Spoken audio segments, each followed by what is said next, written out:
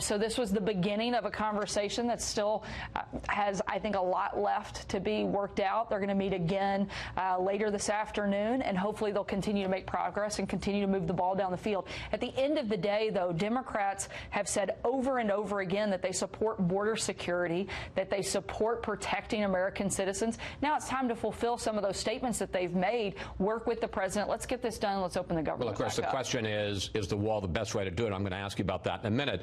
But again, going back to Friday, the president meant what he said, that he is prepared to fight for the wall, to continue the shutdown for months or even years. Well, I think that's one of the things that people misunderstand. The president's not fighting for the wall. He's fighting for the protection of American citizens. But he wants the wall to do that. Absolutely. He wants the wall, and he wants a number of other things. We have a completely broken immigration system. We have a national crisis, not just of safety and security, but a humanitarian crisis. We have drugs. We have human traffickers. We have terrorists that come across our border, and there has to be a stop to that. And we want to do not just the wall. Certainly that's one of the most important factors. We know that it works. We know that in the places that it's been, it's 95% effective.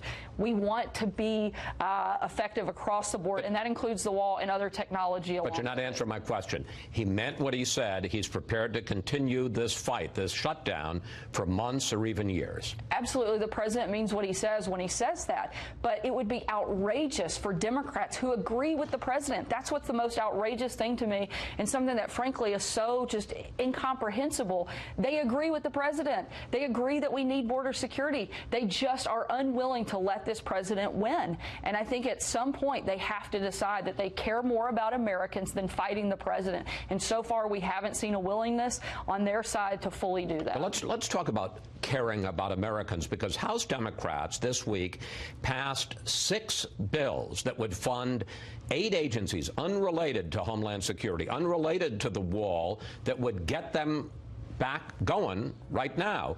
And the question is, why not sign that bill, fund those agencies that have nothing to do with the border wall, and not hold those hundreds of thousands of federal workers and the services they provide hostage? Look, we're not holding anybody hostage. The president wants to fund the government. He wants to open the government. But you could open those 8 other agencies. Chris, we've been having this debate for years. At some point, we have to say enough is enough. Until we can come together, we can be reasonable, which we have put forth in good faith multiple offers to Democrats to say, let's make a deal. Let's have a discussion. Let's get to a place where we agree. We have to stop kicking the can down the road and just continuing to say, let's do it again in 30 days. Let's do it in 45 days. No. But I'm not talking about Homeland Security.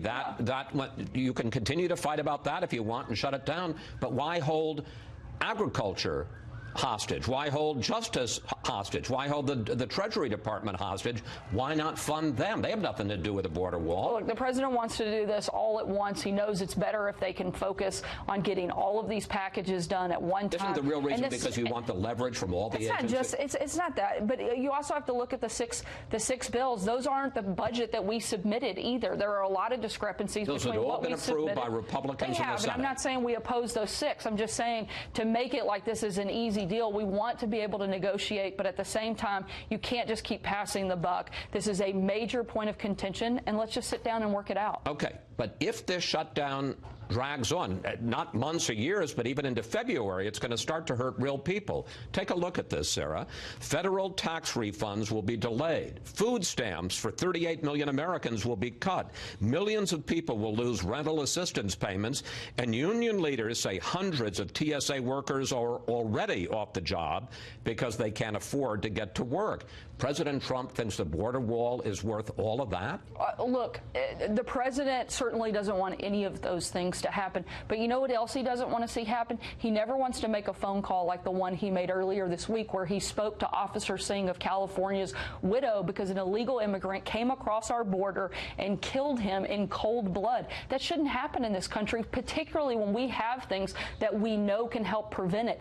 Every life, that's what sets America apart from every other country we value. value life. It's what makes us unique. And the day that we stop doing that, even if it's 1, 10, or 100,000, that's when we stop being the greatest country on the face of this earth. Not only people like that, but we also have a massive influx of drugs that come across the southern border.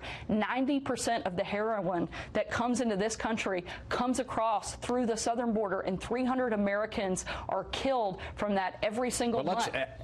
Let's have to look at it across the board. Let's talk about the wall, because there is no question that there has been a big spike in the number of family units coming across the border. The president talks about terrorists potentially coming across the border. And here is Secretary of Homeland Security Nielsen. Take a look. CBP has stopped over 3,000 what we call special interest aliens trying to come into the country on the southern border. Those are aliens who the intel community has identified are of concern. But special interest aliens are just people who come from countries that have ever produced a terrorist. They're not terrorists themselves, and the State Department says that there is, quote, their words, no credible evidence of any terrorists coming across the border from Mexico. We know that roughly nearly 4,000 known or suspected terrorists come into our country illegally, and we know that our most vulnerable point of entry is at our southern border. I know this statistic. I didn't know if you were going to use it, but I studied up on this. Do you know where those 4,000 people come, or where they're captured?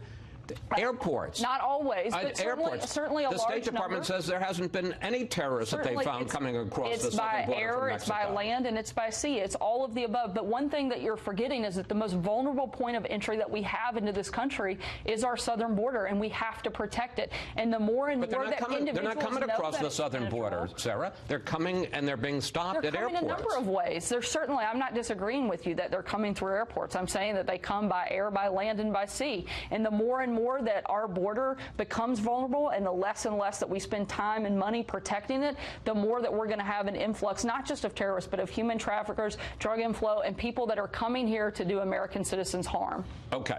The president now says, and this was a revelation on Friday, that he can go around Congress and build this wall on his own. Take a look.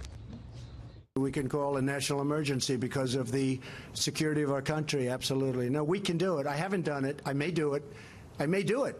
But we can call a national emergency and build it very quickly.